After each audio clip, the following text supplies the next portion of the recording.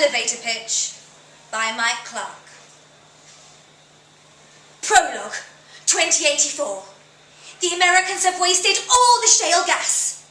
President Cash allows mercenary conglomerate FrackULike to drill in geologically dodgy regions, like close to the Yellowstone caldera. You know, this enormous fermenting mass of pressured lava that's been overdue to erupt for 1 million years. The experts, okay, I get it. You got the end of the world wrapped up before the opening credits.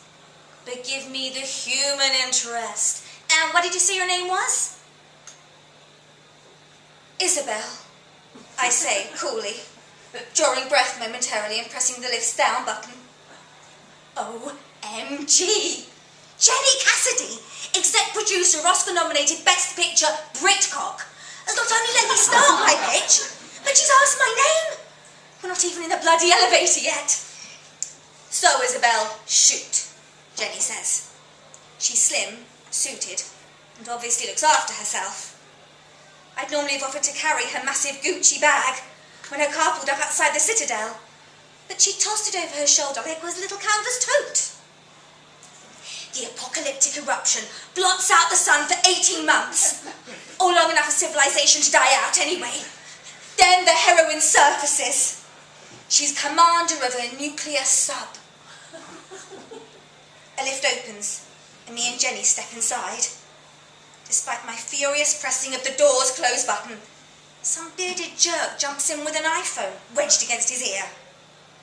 I vaguely recognise him as the marketing guy who cheated on one of the other interns with some burlesque trapeze artist.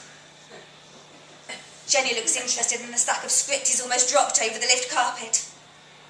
I'll be damned if this twat interrupts my big chance. For 6 months, I've made tea here at Citadel Film Finance, just for opportunities like this. Over the flow of Earl Grey, I've questioned whether this is the best use of a first in English from Brasenose. Ushering visitors, invariably dull bankers, to our subterranean office suite. This nuclear sub-commander, is she hot? Does she have big tits? Jenny asks.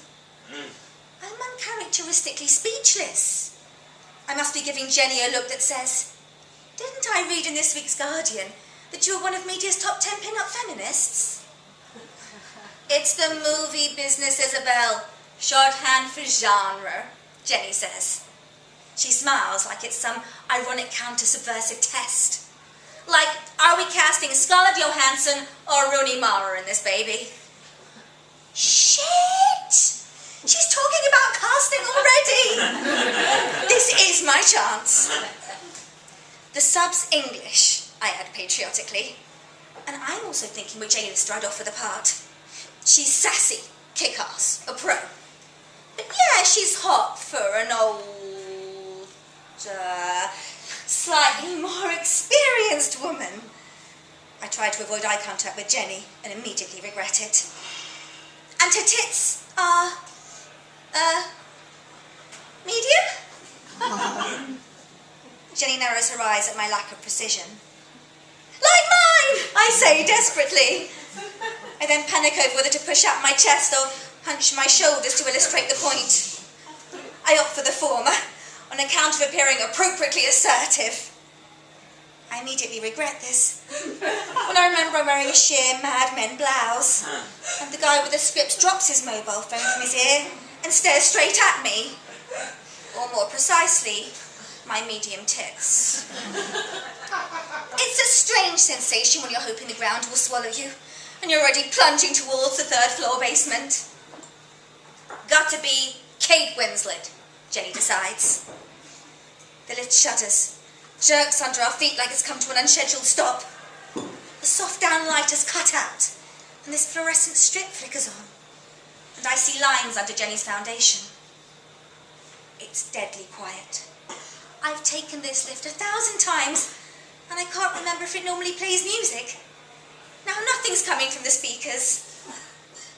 We all exchange glances of suppressed anxiety. But in one way, I can't believe my luck. Without this power failure or whatever it is, Jenny would be stepping out onto level -3. As it is, I can complete my pitch. She rips open this envelope marked secret, only open if the human race has been annihilated. And it tells her to set course for this remote island on the Indian Ocean that's been kitted out as a kind of ark. So she surfaces there with a crew of 90 guys and 10 women, and they find this Cold War equipment and rations to help them re-establish civilization. But there's only enough for half of them. And the twist is that a couple of weeks later, this Russian sub turns up. They've hacked the secret code! Russian commander, Javier Bardem, Jenny suggests. It's taking much longer than I expect for power to be restored, and I wonder about hitting the alarm button. But Jenny's still composed, obviously captivated by my pitch. So I continue. To be fair to the future of the human race, it's decided all guys will fight to the death to decide who'll stay on the island. And finally, there's the challenge between the two commanders. I can feel that sexual tension. Will Kate Winslet and Javier Bardem finally fight or fuck? Jenny says. Fight, I say. She beats his bloody brains out. Cool. I like their Hunger Games vibe and that phallic submarine bursting with testosterone. But the first act needs eye candy for the teen demographic. Maybe the commander has a crush on this geeky midshipman codebreaker? Jesse Eisenberg? Says the scripts guy, still staring at me. I turn my back on the ear-wigging asshole. This is my moment. I could do with Jesse's type to fix my cell phone, Jenny says. There's one thing worse than being stuck in an elevator, and that's being stuck in an elevator with no 3G signal. My signal's normally good until the lobby in -3, but I'm dead as well. If it's a major power cut, the base station might be down too, says the guy. It's cool. I need to practice Flappy Birds anyway. Jenny smiles at him, and I swear looks him up and down. He twiddles with his irritating beard. Not bad looking for a media type, but she must have 20 years on him. I'm desperate to close my pitch, and I'm damned if I'll be derailed by some dick posing like he's in the Calvin Klein boxers advert. I maintain momentum, although the 30-second spiel I practiced in front of the mirror is long used up. I'm frantically trying to remember the plot of the remainder of my screenplay, which would be easier had I actually completed the thing. I decide to press as many buttons as I dare. What motivates her in the showdown with the Russian commander is the remote possibility of a reunion with her disabled daughter, who's in the custody of her ex because of her drink problem. A weary eye roll. And drugs! Shed loads of ketamine and crystal meth. And this alcoholic Kate Winslet is skippering a nuclear submarine, asks the hipster. Suppose it stops her nipping to Tesco's for a bottle of gin. I hate him. I feel like I've blown my chance, so I hit the alarm button. Nothing happens. I press it again, and again. Isobel, I love your pitch, says Jenny. I take my finger off the alarm and smirk at the guy. He smirks back, shamelessly. It's getting hot in here. A bead of sweat trickles from inside my collar and across my breastbone, then hesitates and pulls while my necklaces are stuck against my skin. And he's watched its progress every drip of the way. But the beginning, the world-ending cataclysmic Yellowstone eruption, it worries me a little, Jenny says. You mean natural disaster porn's passé? Asks the guy. I really fucking hate him now. Okay, my alternative beginning, I say. This massive solar flare erupts, like one of Boffin's one will fry all the satellites, but 1,000,000 times bigger, like Satan's burning cock. Opening shot. Simple. Some can-kicking African kids in the desert see the sun get brighter and brighter. Cut to Shenzhen. A huge motherfucker of an electromagnetic pulse turns everything electrical, computers, cars, power grids, to burnt toast. And before you've had a chance to decide you'd never want to butter it for breakfast, flash!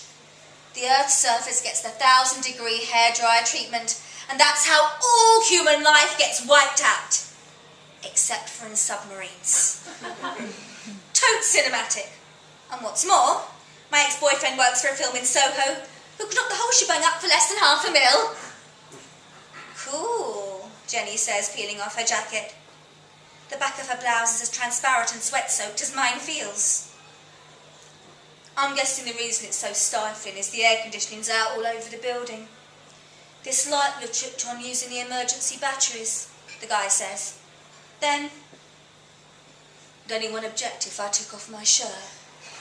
It's Alexander McQueen, and I don't want it marinated in brine for my meeting once we get out. No, go right ahead, Jenny says. Watch out. I might be forced to do the same if we're here much longer. She hits the alarm button too. How long have we been stuck?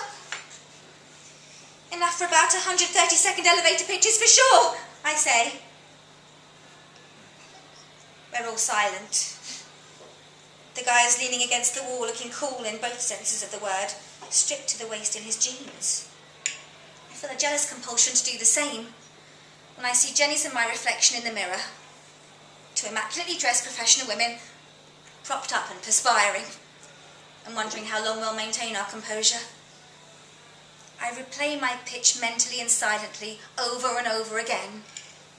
Then Jenny asks, your solar flare scenario, is it, researched and scientifically credible? Could all the electricity grids and computers be instantly knocked out? Except those in submarines and underground lift shafts in old government buildings, the guy says. I think he meant it as a joke, but no one's laughing. No one speaks for another few minutes. Jenny's tapping furiously into her iPhone. Are you still running on 0?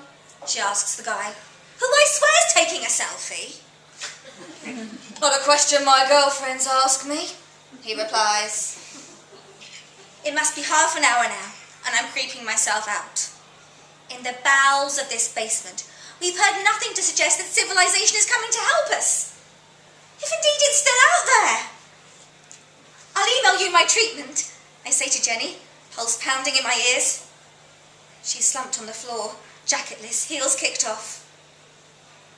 My turn to pitch, says the guy. A guy's trapped in a lift with two hot women.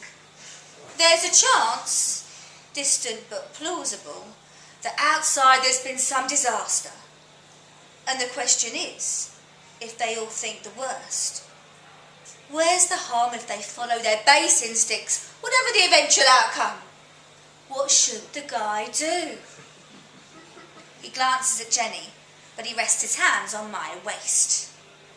Shut the fuck up and wait for help, I say, pressing the alarm continuously. I'll climb into the lift shaft like Daniel fucking Craig!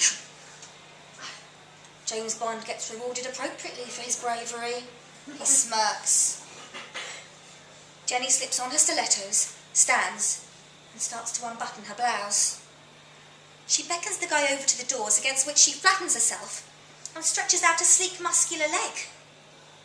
He looms over her, unfastening his belt. Jenny gives me a knowing smile, but I look away. I do not want to be part of this, even if it is the end of the world. There's an almighty yell, and the lift shakes as the guy slams onto the deck. I see Jenny's knee raised high. I grab a couple of the bastard's thick-bound scripts, whack him round the head twice, and he's out cold. Whether it's coincidence or that the action's restored some broken connections, the lights flicker on, tinny music starts up, the doors open with a ping, and Jenny presses her business card into my hand. That was a no-holds-barred audition, Isobel, says Jenny, stepping over the guy. But we'll offer that role to Jennifer Lawrence.